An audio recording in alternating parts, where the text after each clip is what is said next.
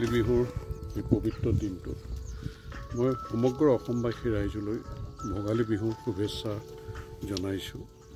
আজি যি মেজি ঘৰৰ জুই, এই জুয়ে আমাৰ সকলো অপায় অমংগল অশান্তি যি আছে সকলো পুৰি শেষ কৰি দিয়ক, যাতে নতুন উদ্যমৰে নতুন চিন্তাৰে আমি সকলোৱে আগবাঢ়ি যাব পাৰোঁ।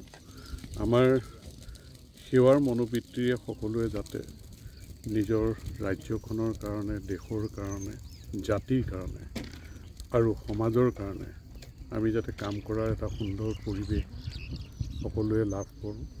আৰু লগতে মই জনপ্ৰতিনিধি হিচাপে সমষ্টিটোৰ জনসাধাৰণলৈ মোৰ ভোগালী বিহুৰ আন্তৰিক শুভেচ্ছা মই জ্ঞাপন কৰিলোঁ।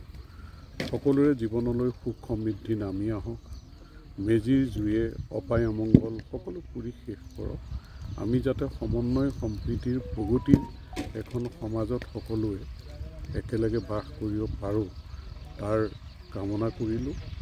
আৰু মই হৃদয়ৰ পৰা পুনৰ অসমবাসী ৰাইজৰ লগতে সমষ্টিবাসী ৰাইজলৈ মই আন্তৰিক শুভেচ্ছা জ্ঞাপন কৰিলোঁ আৰু প্ৰাৰ্থনা জনাইছোঁ যেন ৰাইজৰ কাম কৰিবলৈ, দেশৰ কাৰণে কাম কৰিবলৈ, জাতিৰ কাৰণে কাম কৰিবলৈ মোক শক্তি দিয়ে।